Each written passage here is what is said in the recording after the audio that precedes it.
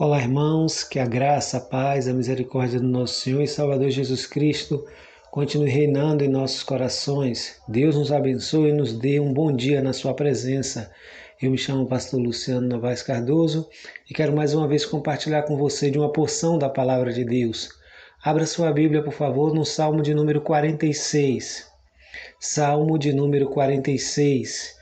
O tema da nossa mensagem é o título do Salmo: Deus é o nosso refúgio e fortaleza. Diz assim a palavra de Deus: Deus é o nosso refúgio e fortaleza, socorro bem presente nas tribulações. Portanto não temeremos, ainda que a terra se transtorne e os montes se abalem no seio dos mares, ainda que as águas tumultuem e espumejem, e na sua fúria os montes se estremeçam. Há um rio cujas correntes alegram a cidade de Deus, o santuário das moradas do Altíssimo. Deus está no meio dela, jamais será abalada. Deus a ajudará desde a antemanhã. Bramam as nações, reinos se abalam. Ele faz ouvir a sua voz e a terra se dissolve. O Senhor dos Exércitos está conosco. O Deus de Jacó é o nosso refúgio. Vinde e contemplai as obras do Senhor, que assolações efetuou na terra. Ele põe termo à guerra até os confins do mundo. Quebra o arco e despedaça a lança. Queima os carros no fogo. Aquietai-vos e sabei que eu sou Deus. Sou eu exaltado entre as nações. Sou exaltado na terra. O Senhor dos Exércitos está conosco. O Deus de Jacó é o nosso refúgio. Deus é o nosso refúgio e fortaleza. Este salmo é um salmo histórico. Esta é a passagem das Escrituras que serviu como base para o grande hino de Lutero: Castelo Forte é o nosso Deus. Lutero, quando estava refugiando-se em um castelo de um príncipe alemão chamado Frederico da Saxônia, fugindo da Inquisição Católica, ele utilizou esse salmo para mostrar que Deus é a sua fortaleza. Deus o protegeu, Deus o guiou, Deus conduziu, Deus preservou a sua vida. Este salmo tem este poder histórico. Ele nos lembra que, a despeito das circunstâncias, o domínio, o controle, o poder está nas mãos de Deus.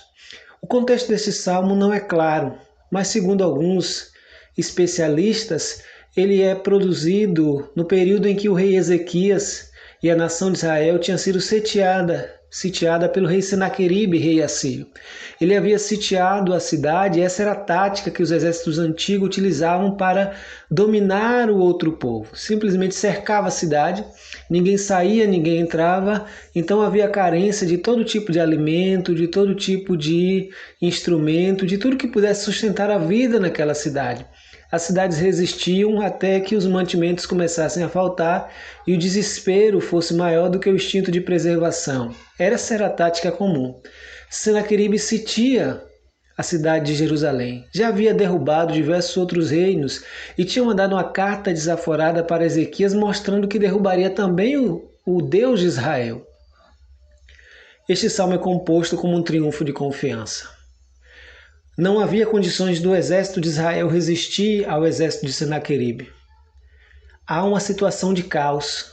Daí a imagem do mar revolto, das águas turbulentas, porque esta imagem comunica o caos. O mar, no Antigo Oriente, traz sempre essa ideia do caos, do tumulto, da revolta que há nas águas dos mares.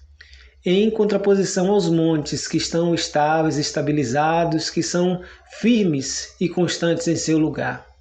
O salmista mostra que ainda que as águas tumultuem, ainda que a terra se transtorne, os montes se abalem, não serão abalados porque Deus está no meio dela.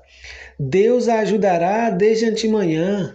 As nações bramam, os reinos se dissolvem, mas Deus ajudará. O Senhor dos Exércitos é um título de poder, de batalha evocado pelos profetas e pelos reis, mostrando que o Senhor era quem comandava o exército de Israel, está com eles.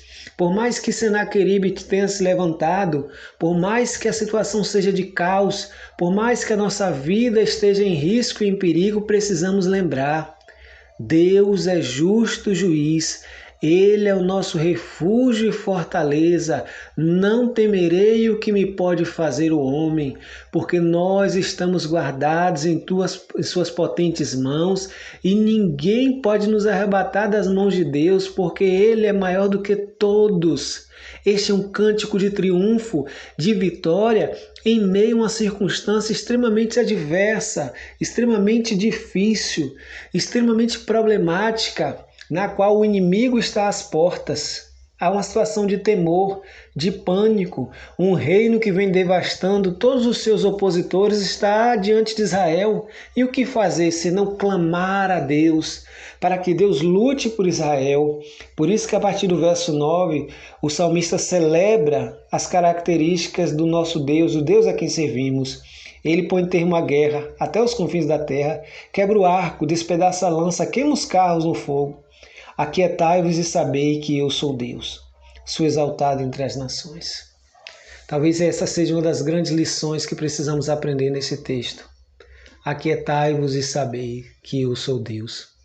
Deus continua no controle. Pare de murmurar, pare de reclamar, pare de praguejar contra si mesmo, contra a sua vida. Aquietai-vos e sabei que eu sou Deus, Ele será exaltado. Não tema os temores, as mudanças políticas, os conflitos mundiais que muitas vezes você vê nos telejornais ou na internet. Não se apavore com a comoção mundial, com os abalos sociais que muitas vezes existem ao longo da história. Lembre-se do que está registrado no livro de Apocalipse. Os reinos do mundo vieram a ser do nosso Deus e do seu Cristo, e Ele reinará. Esse é o final da história.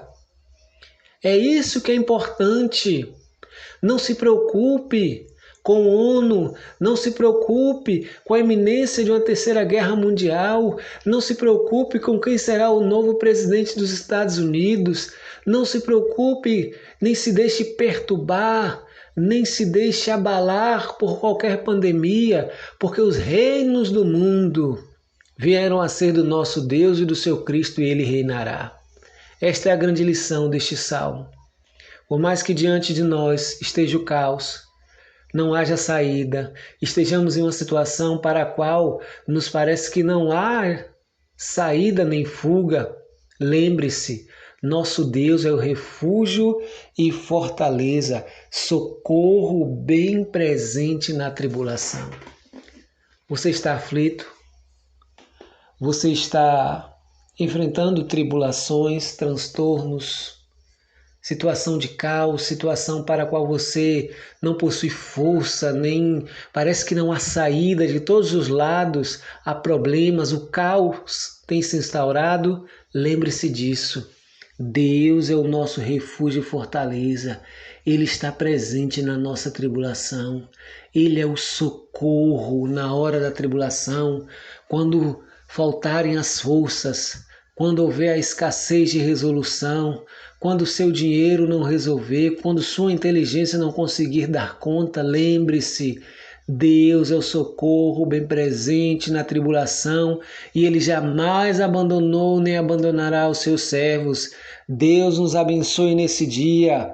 Aquietai-vos e sabei que eu sou Deus. Esta é a palavra do Senhor para mim e para você, em nome de Jesus.